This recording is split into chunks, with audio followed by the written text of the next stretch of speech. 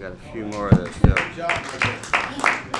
You're not done yet. So all right. So I got to go to somebody else taking over the slides for me because I'm incompetent. All right. So we talked about this already. We talked about this. Again, I mean, this is all redundant again. But I think it's, what works for us. I mean, was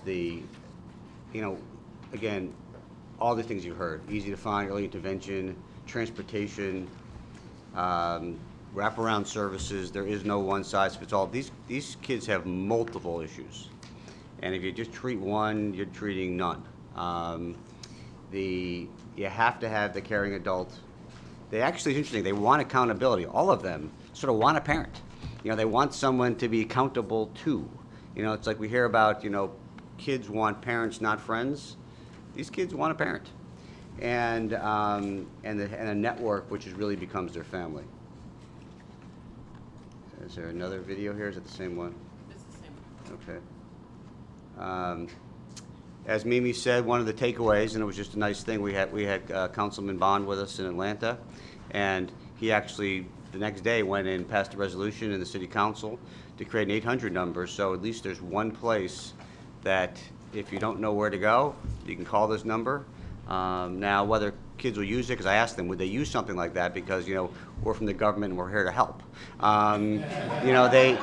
They said they might, it wouldn't be their first place, but if they had nowhere else to go and they didn't know what to do, they would absolutely pick it up.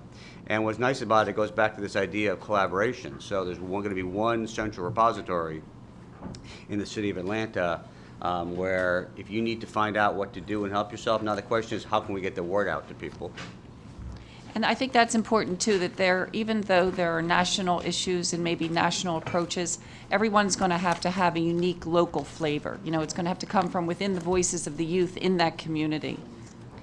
And the thing that they actually liked the most, particularly having John there, I mean, obviously they liked having John there. I mean, it was very exciting for them. They took pictures. It was actually a really emotional, each of these sessions.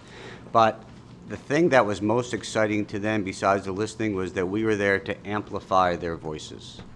They don't think there's anybody there that cares, so that's part of the listening, but that that the press was there, they were amplifying the voices, and that we're going to take this back. So this amplification of their voices actually was an important theme throughout, and ended up being one of the more successful activities. I don't know if you've seen all the press, but in each of the markets we have significant press on it. Obviously John was a great draw, and again I want to compliment him because I work with a lot of celebrities, and some do this just to check the box, and he doesn't do this to check the box. This is what he does. And so it came across as sincere, genuine, and impactful. So it was we look forward to, we have one more to go, and then adding this into the activities and the findings, and then we'll talk this afternoon about some of the technology and some of the communication tools that we'll be using as a next step. Thank you. I think that it's a very good time for us to kind of go to what are the gaps, what are the ahas, and what are the gaps. And so I had originally asked Leslie to kind of do a full roundup, but the beauty of what we've been doing here is the redundancy. Scott said it beautifully, which is that from what effectiveness first found, from the wisdom of the research, to what capacity found, from the wisdom of communities, to what Michael reflected from the wisdom directly from the youth, we're hearing many of the same things. So I don't know who's running the slides right now, but if Arthurine, if you would go to the recap slide of the stakeholder outreach effort, slide 62 in our book. I'll have Leslie I'll have Leslie briefly talk. I think we have to figure out what are the gaps here of who we have not reached yet that we need to be sure, of course we continue to be pupils through the end of this, but before we begin to lock in on our final recommendations and actions, where are we? So thank you, Patty. And Again, a lot of what we've heard, the good news is we've had consistency between the research, between the broad stakeholder engagement and the youth. And so it'll be very easy for me to quickly scroll through. We have engaged, Patty mentioned, we've been at this about 40 days, and we've engaged over 250 stakeholders during that process. So we've sprinted over the past 40 days, and some of it has been one-on-one interaction. You heard a lot about the community-based listening that's taken place, direct conversations with youth. We've done a number of webinars so we could cast our net as widely as possible. A lot of our focus has been around the philanthropic and the youth-serving organizations. In the communities, I think we did a great job engaging a number of business leaders, but I think there's a lot more work to be done in terms of engaging business broadly and deeply, with specific and tangible outcomes in mind of where we want that dialogue to go. And I know Bobby will spend some time this afternoon talking about that. And then the other is the credentialing and education institutions as well, and really the intersection between those two, I think, is critical. So before we go further, let's pause and see what others think are, like from what we've heard in that amazing listing of all the organizations and areas, what are the other key gaps, not in the findings, but in the groups that we have heard from? I completely agree that we've got a lot of work to do in business and credentialing. Bridge? I just, I think what's been done in 40 days has been extraordinary, so congratulations. But a couple of gaps I see. One, if you look at census data, you see the powerful relationship between youth and religious organizations or faith-based groups. And I feel like in terms of, Maurice probably has a social capital strategy in his head, but as we're developing a business case, and Bobby, I thought you stated the different elements so beautifully in terms of how to think about it and how to think about employers. I hope we can develop a social capital strategy of sorts, a social network strategy that also includes these, rich faith-based institutions that young people are intersecting with. And in many communities, it's their only lifeline. The other I would just mention, I was struck by the council member in Atlanta and what he just organically, authentically did in response to a need and the powerful need that Michael and John and others lifted up. So I think a little deeper dive, and maybe this will come in the context of a review of the federal role, but of policymakers at the local level, mayors, council members. Norm Rice, of course, with his background, will have all sorts of insights. But I think that seems to be a little bit of a gap that I hope we can explore further.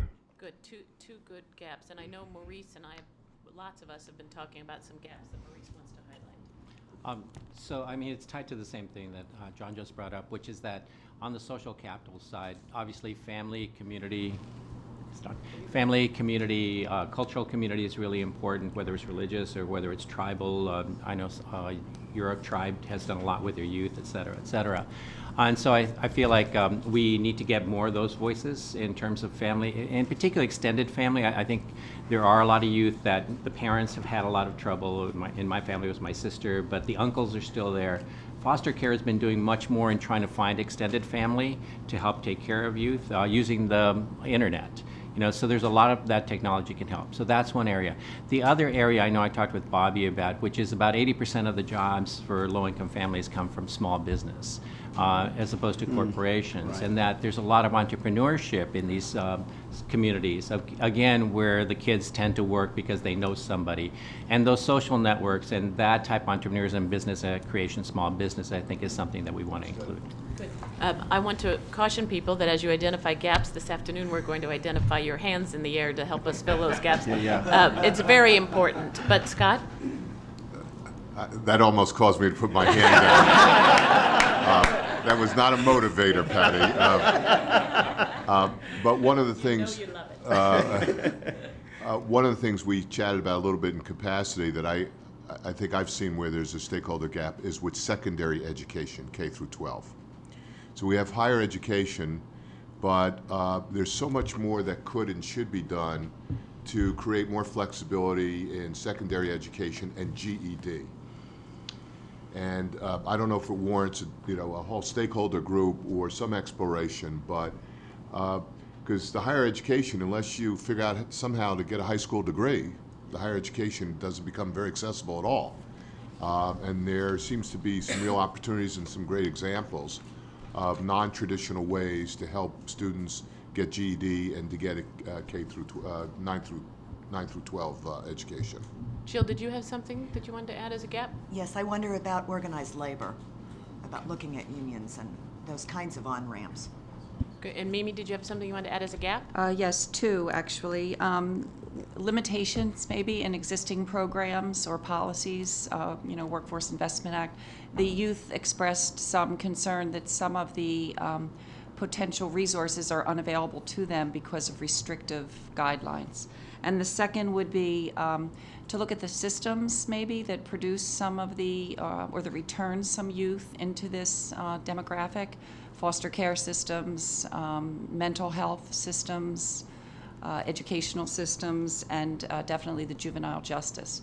Many of the youth expressed some thought that if their probation officer or counselors had information about access to these programs, that it would have been a lot easier for them to find and access. I would just wanted to add on to what both Bridge and Maurice were talking about to say that I think in communities also recognizing a lot of smaller grassroots organizations are the main touch point and often aren't the ones that the larger foundations and organizations would bring together in a community to talk.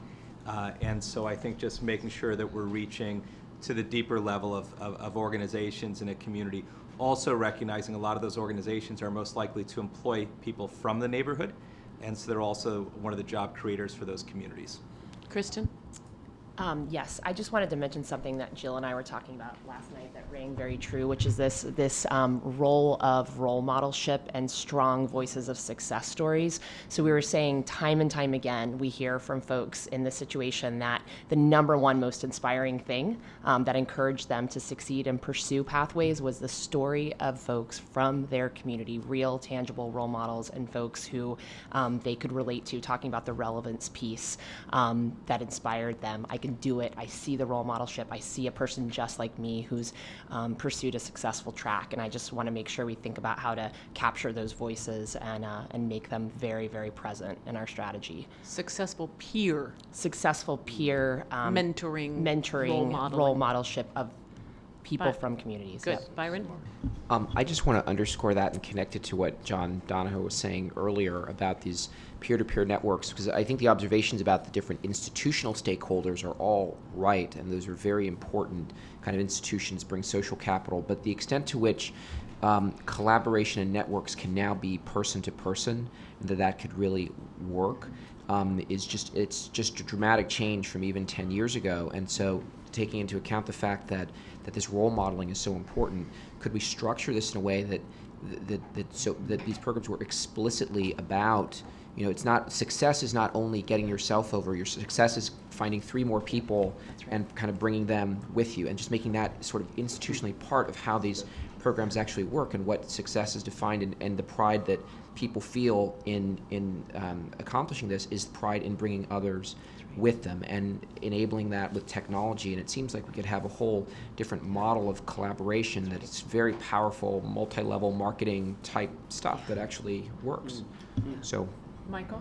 And as a tail on that, I think one of the most effective role models and one of the greatest groups to harness for that peer-to-peer networking are, this isn't the right term, but the graduates of these programs, because they're better because they've lived the lives and they're identifiable, and I've seen, at least in our small experience, how many of them want to give back, just don't really know how to do it. So harnessing those people as role models, as collaborators, even to even lead and create these communities. If we gave some of these people the challenge, you're going to own this community, here's the tools, they'd make it almost their full-time job. Paula, then Norm? Yes, two gaps. The first is relating to an important subgroup, which is the veteran, which is garnering a lot of media attention right now, and is also a subgroup within our cohort that is gaining a lot of attention by businesses. across the country. And so I would encourage us to find a way to tap into that movement as part of our work. And then the second is, in large measure, I look at this as a supply and demand issue, in the sense of the supply is hopefully youth who are ready for work, and then there's the demand side of the employer. And in many respects, the employer is the customer. And I think that we will be well served by thinking more deeply around, how to satisfy that customer need, the employer need, because at the end of the day, business is business, and we've talked around and about the business case for these issues, but mostly through the prism of the youth, the supply end of it, which is important, but there's also a demand. Okay, very good. Norm? One of the things I think is going to be important, and I haven't figured it out yet, but is the coordination between government agencies that are delivering resources for communities. And what I mean by that is that at the end of the day, if they aren't going to change to meet the new demand and to be more flexible, the same thing can happen over and over again. Choice neighborhoods, promise neighborhoods, choice cities, all these programs that are going out there have a direct linkage to disconnected youth and what we're doing, but it hasn't been integrated. And until you get an integration of the whole constituency that these programs are starting to do, you're going to miss it, and we're going to be wasting resources that we could really be more effectively directing to this community issue, this community need. We'll talk a little bit more about this this afternoon, but that's really got to be a major goal to change the domestic agenda nationally to be more responsive. Other gaps? Nancy? I want to just build on what I heard. The siloed funding and the inability to leverage and to reward outcomes Right. is something that everybody mentioned. And so one of the things suggested was holding an interagency meeting to see if money could be repurposed for outcomes and leveraging the opportunities that these government groups offer. Should be Congress, too. So again, gaps in our learning. This afternoon, we are going to begin to work on how to take these learnings and consider the wide range of possibilities of what we might propose to the President and the White House that this group might do. But in terms of learnings, both is our gaps in who we heard from, who we should be listening, be pupils of more than we have thus far, and or did you have a learning along the way that you think we didn't pull forward quite as well? Diana? Yeah, as I do my work outside of this room, there are lots of places that I go where I come up against or become connected with organizations that are youth-serving organizations. And I suspect that as this initiative begins to bubble out, that there are lots of people who are going to be interested, and that there needs to be a way for us to be able to draw in this spontaneous desire to connect with this effort that will bring us learning and content from entities and places that we won't formally contact through the convenings that we do. That's good. We should put that on our list for this afternoon, whether that is through a couple of scheduled webinars for all comers that are less one way out and more bring it in, but other ways that we continue to learn in a smart way. Steve? I think all the experiences are great, and all the anecdotes are great, but they're all urban. And to the extent that we need to deal with smaller communities or rural communities, I think at this point that's a very good, completely untouched group. And I'm not expert enough to know how it differs, but I think we really need to expand the horizon. Very good. into Before tribal locking in final lands. recommendations. And Bridge says, and tribal lands. Maurice? The other thing I think that veterans, returning veterans, they tend to be in this age group that we're talking about. They're young. A lot of them, the choices were to go into the military because there weren't job options. Coming back, I think a lot of them end up really disconnected. So it's something that we need to take into account in our solutions, that it really also helps address their needs. That reinforces what Paula said. It does seem like a very significant gap so far, and it reinforces one of Nancy's beliefs that not only is this a group that wants to be more connected, but it's also a constituency that could help be the role models that we've been talking about at Pierce. Others? This was a very good effort. Again, I think the last 60 days of us being pupils, 90 days of us getting ourselves organized and being pupils, and already the concurrence that we have here about priorities is very, very helpful. And we'll, again, as we begin to do our administrative session and identify how to fill out our work plan for the coming weeks, really move more deeply into the gaps and who will take ownership for filling our knowledge in those gaps, because as recommenders that we need to do that. But we did ask, if you remember at our last session, we had an outside expert come and help bring wisdom into the room about this growing effort around, growing conversation around collective impact. This time, because we were going to spend our time in really understanding the research, understanding from our listening sessions the needs of youth and those who care about the issues for youth and who can help solve, be part of the solution for connecting youth. We also wanted to bring in this time one outside leader who could help listen this morning to what we had to say and identify from his own perspective what he heard and how it relates to what he does every day. So I think almost all of you have met him, but for the purposes of our friends on web streaming, I want to stop again and introduce Dan Cardinale. And Dan leads an organization that I find remarkable, and I know many of you find remarkable, and that is Communities in Schools. And I first became aware of it through Bill Milliken and his wonderful and passionate advocacy for the organization that he founded.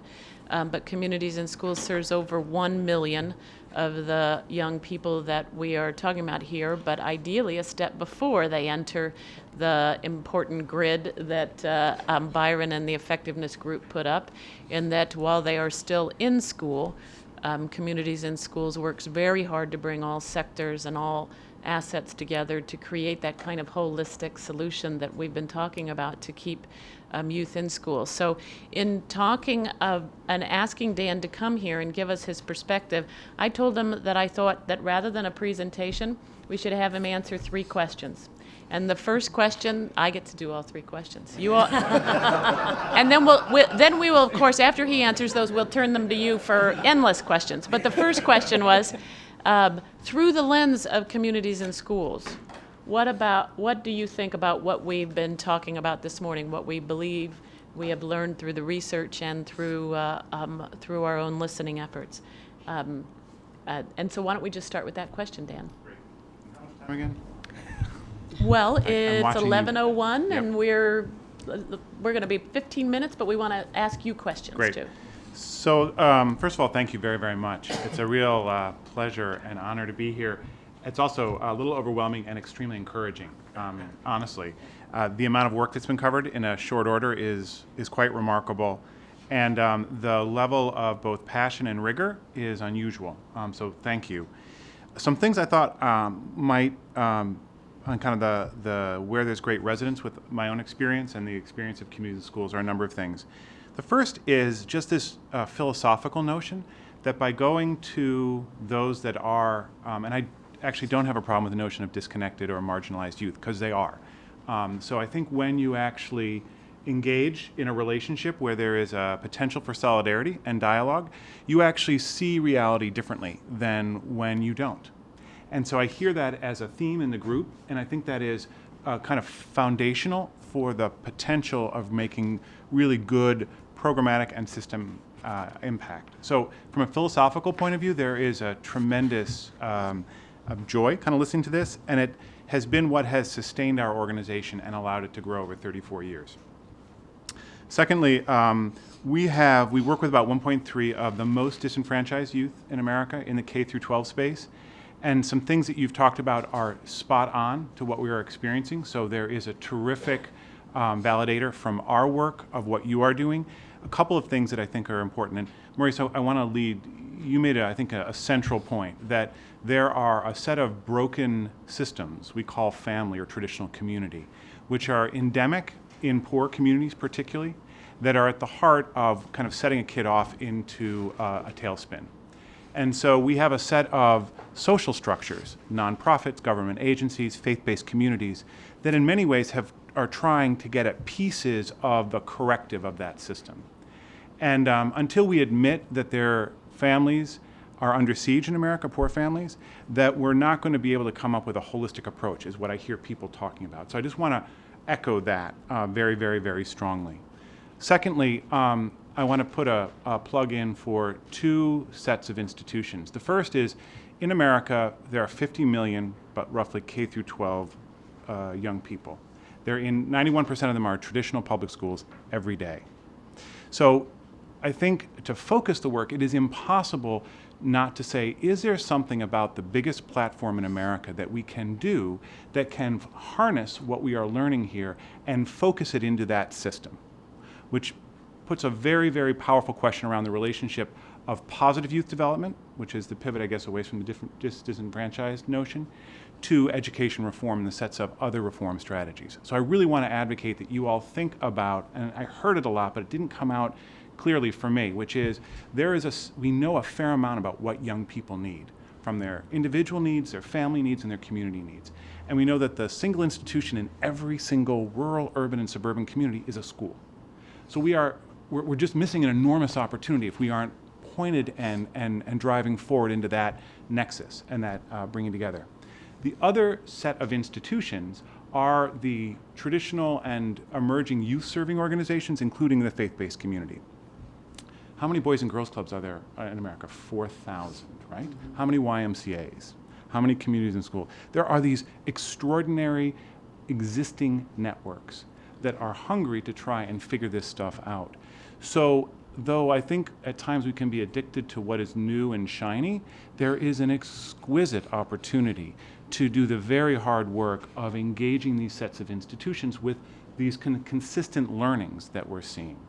And I heard a lot of that, but I think it shows up a little bit buried in there, but existing networks and creating some coherency. Now, the brutal facts for all of those are they're locally controlled, and they are funded in a horribly incoherent fashion. And so I think there are ways to get at that, and I saw collaboration at the core of this. And there's a continuum that I subscribe to, and it's this is just my take on the universe when it comes to this. The more disenfranchised a community is, the more under siege an individual is, the more structure she or he or that community needs. Predictability and foundation, because chaos is what is known, not stability. And yet what we're talking about is an ability for a young person to transition into being a viable citizen, including a career and not just a job. And parenthetically, when I hear the word career, I think of hope and aspirations for the future and not just work. That you can imagine having a family, having children, being able to provide for them in kind of stable middle-class existence. The other piece that came out, and it's an element of communities and schools that we deeply believe that, and so I will call out the founder. Every day we live this. It is not programs that transform kids. It is relationships. And so a very quick analytic is if there are no stable adults in kids' lives, nothing else is going to be effective. It's a very kind of thin sliced way to get at some of these problems. And it helps you kind of equalize institutions. Those, we hear a lot in education reform, the importance of teachers. And the research shows that if there is one powerful relationship over the course of a 12-year period for a kid in the K through 12 space to have a teacher that she or he bonds to, they have a high predictor of success, right? That can be a youth worker, that can be a church minister. It doesn't really matter. It means that there is an adult that knows this child's story and carries their narrative and cares for it. Once you have that in place, you can put really kind of mediocre programming in, and there still is a pretty high potential that you're going to see success. So I want to echo that. I heard that a lot, but I think you can't overemphasize that point because it is by far what is missing in these communities. Final thing I'll just say vis-a-vis organizations, these networks, and I'll talk about CIS in this case. For the first 20 years of our work, we spent most of our time building an empire, right? Scaling, figuring out how to do that. And we paid an enormous opportunity cost by not translating what we were learning into, one, other youth-serving organizations, and more importantly, into the policy format, the policy conversation. And in the last 5 or 8 years, we have had to get hard-won credibility to take the voices and the experiences of the most disenfranchised kids and convert them into policy changes. I think there is a huge opportunity cost many of us are paying. And the work of this group to put a clarion call to converting our work into policy recommendations is critical. Because it is in fact those communities that are seeing what Norm, I thought, put out very, very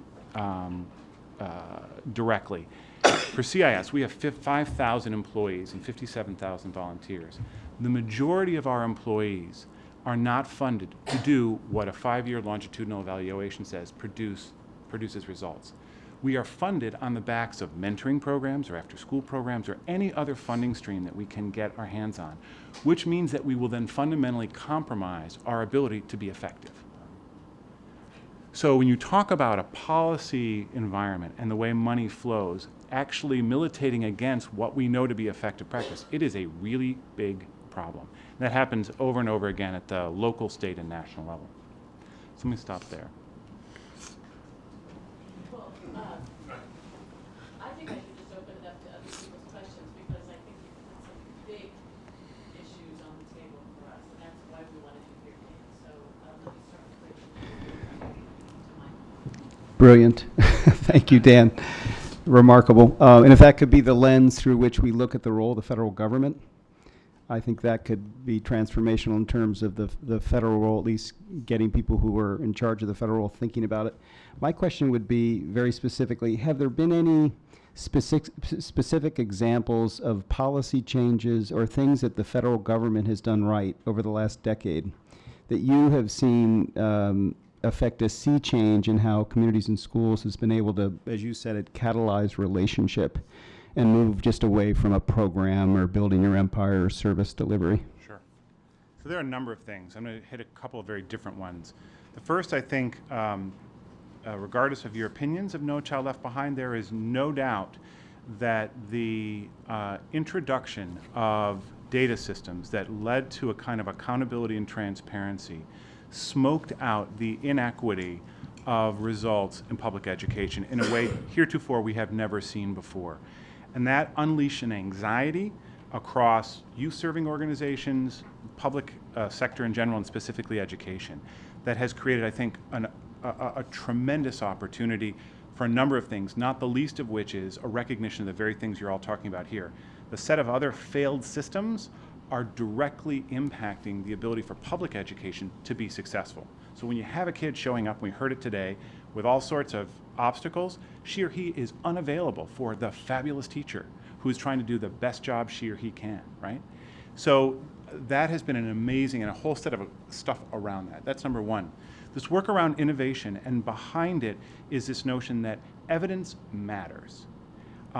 I will say I live with a chronic disappointment that as we've rolled out this evidence that, when we finished our longitudinal evaluation, I assumed that funders and the government would be beating down our door, right? Here's the only organization that lowers dropout rates and improves graduation rate. Didn't happen, right? So it's, I think we're moving in the direction, and that the notion of scaling what is effective is incredibly exciting. And it's creating a pull strategy in communities. It has a long way to go, but I've seen it in urban and the rural environments. That's good. The healthcare access to kids, huge. I mean, I can go on and on. Those would be the biggies that That's affected great. us. Thank you. First of all, thank you. That was absolutely terrific. And my question is, there are many organizations out there, including your own, that are grappling with the issues that we're talking about here today. So as this White House counsel, what is the single most important thing in your mind that we can do? What would be the outcome of our work that would have the biggest impact to organizations like yourself? He's in luck because that was going to be my third question, and he knows it. Sorry. At least I had a chance to think about it. I didn't know, sorry. Okay, No, Patty asked the question. I just No, yeah, it's yeah, perfect. yeah, It's yeah. perfect because I know that you were thinking about it. So. Because it's actually a little bit frustrating to me. Yeah. Because the problem is so large. Right. That where can we actually do something that will have an impact versus just spreading our effort against so many other things. So this is how I think about that, and it's probably a very simplistic answer. So I'll just use public education as it's a big number, but it's one piece of the youth space. So think of public education in the K through 12 space. It's about a $550 to $600 billion a year industry. The amount of private money that flows in any given year could be anywhere from $1 billion to, let's say, $2.5 billion. So a very small fraction against the whole. And yet, those resources are what power the system. And they determine so much of what happens at the local, state, and national level. So I think it is, for me, if there were systems changes that facilitated, from my lens, the integration of positive youth development with education reform, you could transform the pipeline that is leading to disenfranchised youth, without a doubt. So it's a hairy problem, but it's a lot smaller space on that continuum you talked about than wrestling with a lot of other stuff. But my question then would be, what could this group do to facilitate that? Is it a series of policy recommendations? It is the bully pulpit we have to promote it? I mean, given our ability as an organization, what can we specifically do to help move that needle? So that, I wondered if that was going to go the direction. So this is sorry. Between can't use the mouse and asking the wrong questions. I know, right? No. So I'm not sure this is a very satisfactory answer, but this is what I have in the 3 days that Patty kind of threw this question out to me. Well, you can also get back to us, by the way. Well, I went round and round, and I guess, so this is, because the way public education is structured, right? Huge amounts of decisions and resource allocation happen at the local and state level. So it strikes me that creating compelling ideas with a policy framework around that is the fastest accelerator. So I think of Jim Collins when he talked about why he didn't do a consulting firm, but he did a book. And he said, look, these ideas, you're not going to get them all right, but if I get 60% of them out into the marketplace, it will create a kind of change that will then be generative of new ideas and innovation. So there's something about this positive youth development and policy idea and holding that out as kind of our going to the moon that I think would unleash a kind of innovation and ennoble groups that are already dancing around that issue. It's the best I could come up with, because then, of course, I could give you 15,000 policy recommendations for No Child Left Behind and ESCA. It's not really going to make a difference at this point. So that's, not sure it's very satisfactory. No, I appreciate it. It's the best I could come up with. Well, it was good. Other questions for Dan? I have one, Patty. Please, Bobby. Dan, I think you said you had 5,000 paid professionals and then 57,000 volunteers. Is that what you said? Given that, put it with my corporate hat on, given that corporations are a big source of volunteers, what type of work are the volunteers doing to help essentially scale your work? And then is that something we should calculate into our corporate engagement? Yep, it's a great question. So I'm going to do a A and B answer because I want to make a point. When we talk about volunteers, what I strongly believe, and this may be controversial, but is that when you're dealing with the most at risk, you put the best professionals in their lives. So sending in volunteers alone to the most difficult communities in America is irresponsible in my estimation. So we believe by having an infrastructure in these communities that is strong and robust, that we're then able to engage whatever the assets are in the community in terms of a volunteer base, and like a doctor, dosage them against a complex set of problems in a holistic way. So we often get approached by corporations, they see 3,400 public schools, are like, terrific, we've got this health curriculum, can we get it out there? And we're like, no, actually it's not gonna work. What we really need to know is where your employees are, and are they willing to partner on boards, partner with superintendents and principals, and become a comprehensive resource against a unique set of presenting challenges. So that's my challenge actually to the corporate community. Stop coming up with your branded turnkey curriculum that a university produced and start finding the infrastructures against the problems that kids and families are facing, and figure out, there are trends, and I don't want to reinvent the wheel, but yeah, probably not going to be the most effective way to get it done. Did that answer your question?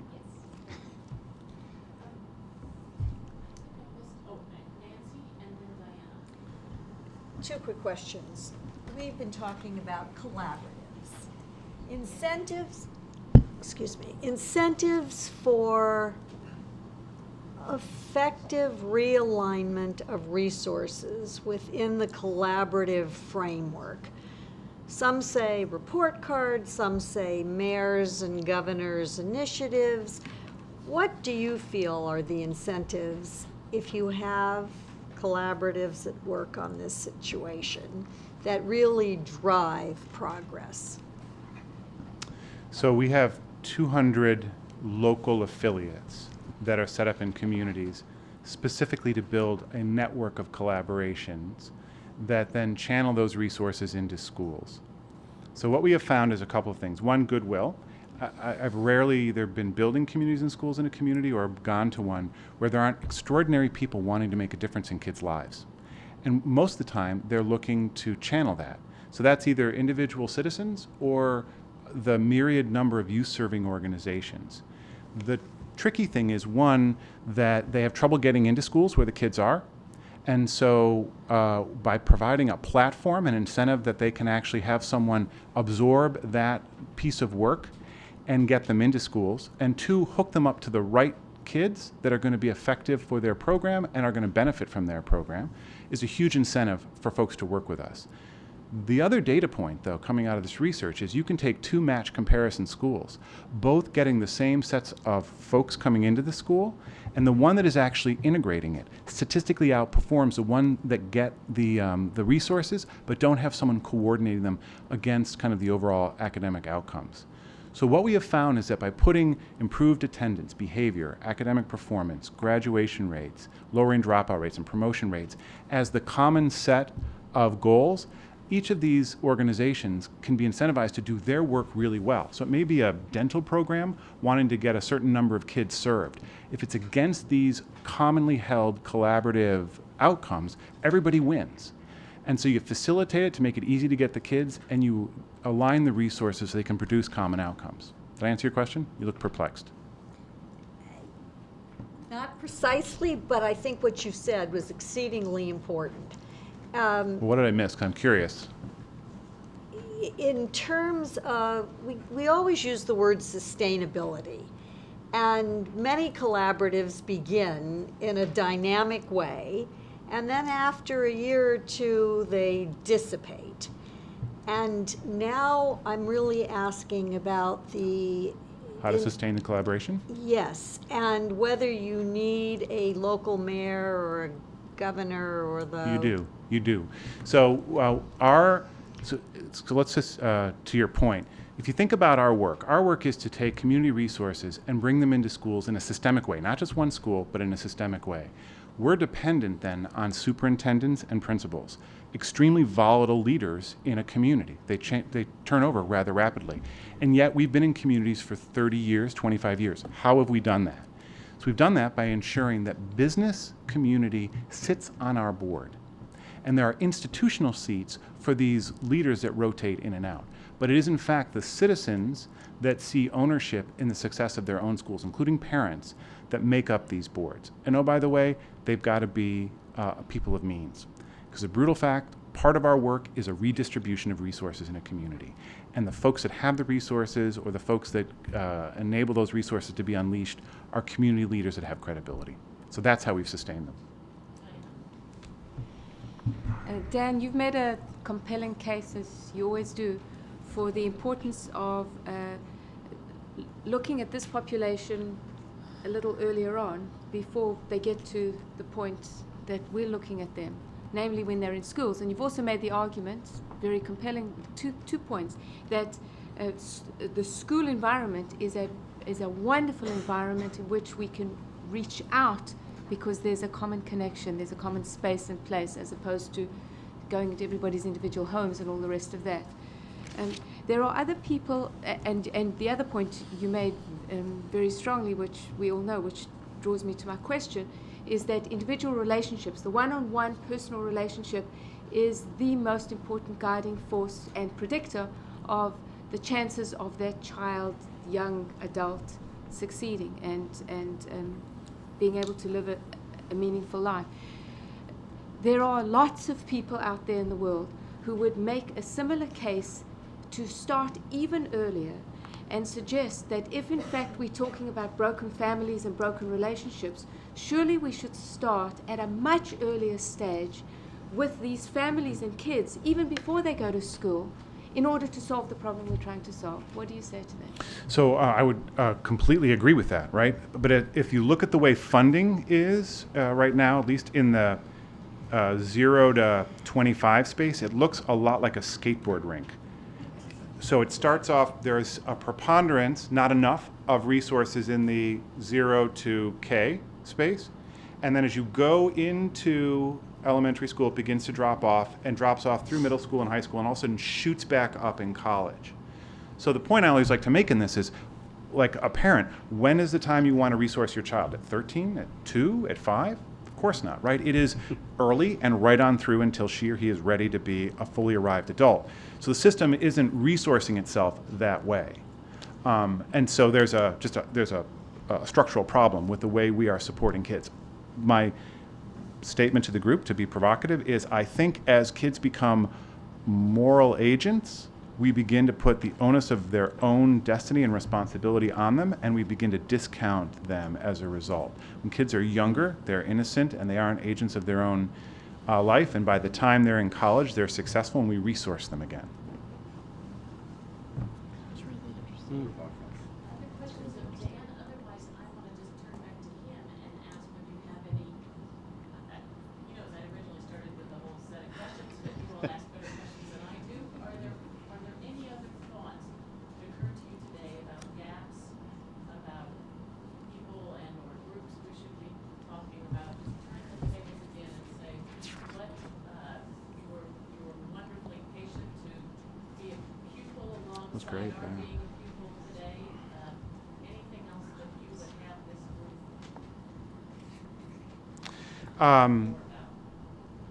The only thing that jumped out at me, and we talked about rural, is there is the strategies in rural communities we have found are actually quite different than what works in urban environments. So I suspect there is a subset of work around this that may have to use a slightly different universe around. So the concrete thing for us is when we're in urban environments, we can broker lots of existing volunteers and resources. Obviously in rural communities, there's very little to broker, right? The faith-based community is usually the biggest resource, but a lot of times the only NGO in there is basically running everything. And so as you think about this work, it's just the lack of resources and the future of rural communities, I think, are going to play a big role. Does that make them more or less successful if you have a single organization as opposed to competing organizations? Remember to use your button. does that make them more successful because you have a single organization coordinating, or and you don't have kind of conflicting organizations, which you might have in the larger areas?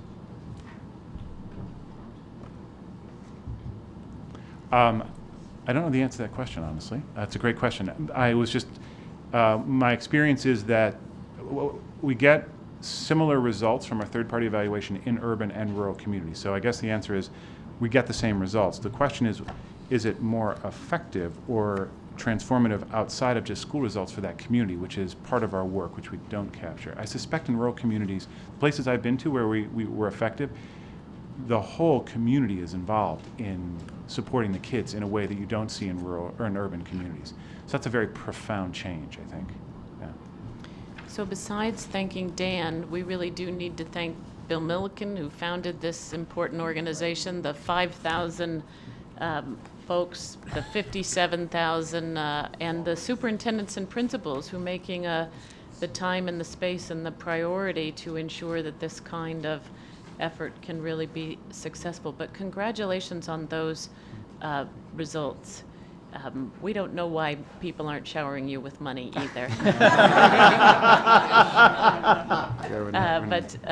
But we'll see what we'll see what collectively we can do about that problem in general. It wasn't a pitch. Well, you can see why I thought that it would be fabulous to have Dan here. His personal leadership and insights are extraordinarily important for all of us. So.